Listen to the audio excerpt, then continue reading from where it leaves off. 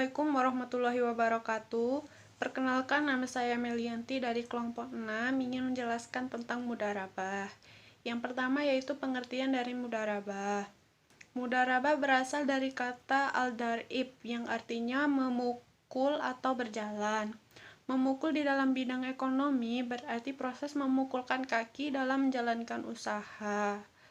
Mudharabah secara istilah merupakan akad kerjasama antara dua pihak, di mana pihak pertama adalah pemilik modal atau syahibul ma'al, sedangkan pihak lainnya yang menjadi pengelola modal atau mudharib, dengan syarat bahwa keuntungan yang diperoleh akan dibagi untuk kedua belah pihak sesuai dengan kesepakatan bersama atau nisab yang disepakati.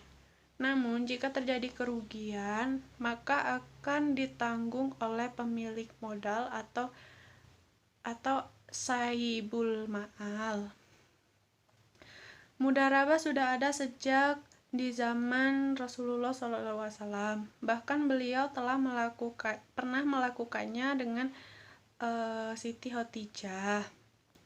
Sebelum beliau menikahinya, Rasulullah SAW pergi ke negeri Syam dengan membawa modal dagang Siti Khadijah. Dan sepulang dari perniagaan, beliau langsung menyerahkan hasil modal pokoknya dan membagi keuntungan sesuai dengan kesepakatan. Yang kedua yaitu syarat-syarat mudharabah. 1. Modal yang dimudharabahkan harus jelas jumlahnya, bukan berupa barang dagang yang artinya harus harga tukar dan penyerahannya harus tunai seluruhnya kepada pengusaha.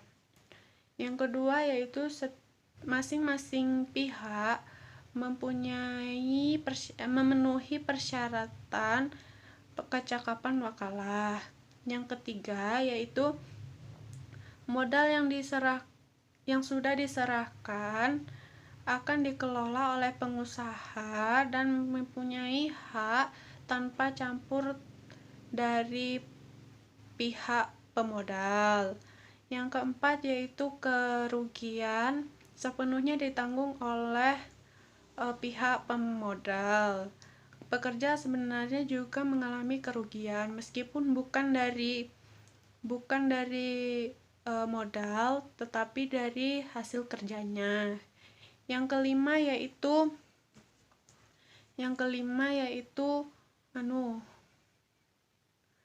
nisbah atau bagi hasil yang telah dibuat dan disepakati bersama itu secara adil dan jelas. Jika di kemudian ada perubahan bagi hasil, maka harus atas kesepakatan antara kedua belah pihak. Jika persyaratan-persyaratan tersebut tidak dipenuhi, maka mudharabah tidak dapat dijalankan. Artinya, mudharabah menjadi batal dengan sendirinya.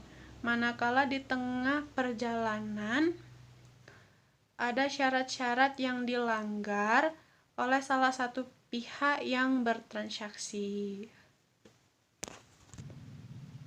Sekian dari saya. Wassalamualaikum warahmatullahi wabarakatuh. Saya Zahra Selesyatanmi akan menjelaskan tentang rukun mudharabah dan jenis-jenis mudharabah. Rukun mudharabah. 1. Pelaku.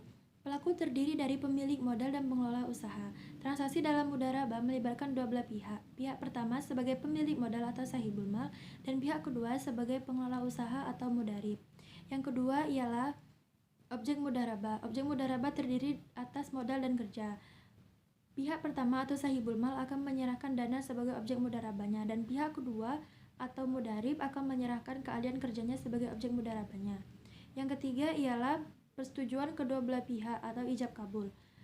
Kedua belah pihak harus saling sepakat untuk mengikatkan diri masing-masing dalam kegiatan mudharabah. Pihak pertama atau sahibul mal harus setuju dengan tugasnya untuk menyerahkan dana dan pihak kedua atau mudharib harus bertanggung jawab dengan tugasnya untuk menyerahkan keahlian kerjanya. Yang keempat ialah nisbah keuntungan. Nisbah mencerminkan imbalan yang berhak diterima oleh kedua belah pihak yang terkait dalam akad mudharabah, yaitu pemilik modal dan pengelola usaha. Dengan nisbah inilah dikatakan bisa mencegah terjadinya perselisihan. Jenis-jenis mudharabah. Yang pertama adalah mudharabah mutlaka. Mudharabah mutlaka adalah bentuk kerjasama antara sahibul mal dan mudharib yang cakupannya sangat luas tanpa dibatasi oleh spesifikasi jenis usaha, waktu, dan daerah bisnis. Yang kedua ialah mudharabah muqayyadah. Mudharabah muqayyadah adalah kebalikan dari mudharabah mutlaka. Mudharib dibatasi oleh jenis usaha, waktu, dan daerah bisnis. Adanya pembatasan ini seringkali mencerminkan kecenderungan umum si sahibul mal dalam memasuki jenis dunia usaha. Sekian dari saya. Mohon maaf apabila ada salah. Wassalamualaikum warahmatullahi wabarakatuh. Assalamualaikum warahmatullahi wabarakatuh. Saya Aulia Izati akan menjelaskan manfaat dan risiko dari mudharabah. Yang pertama, manfaat dari mudharabah. 1. Bagi mudharib. Mudharib tidak harus memiliki modal dalam bentuk uang maupun barang. Yang kedua, mudharib tidak akan membayar biaya bagi hasil jika usahanya mengalami kerugian. Kemudian yang kedua, bagi sabibul mal atau koperasi. Koperasi akan menikmati pendapatan bagi hasil seiring dengan meningkatnya pendapatan dari mudharibnya tersebut. Yang kedua, koperasi tidak akan membayar biaya bagi hasil. Kemudian resiko dari mudharabah tersebut yaitu antara lain 1. Side streaming.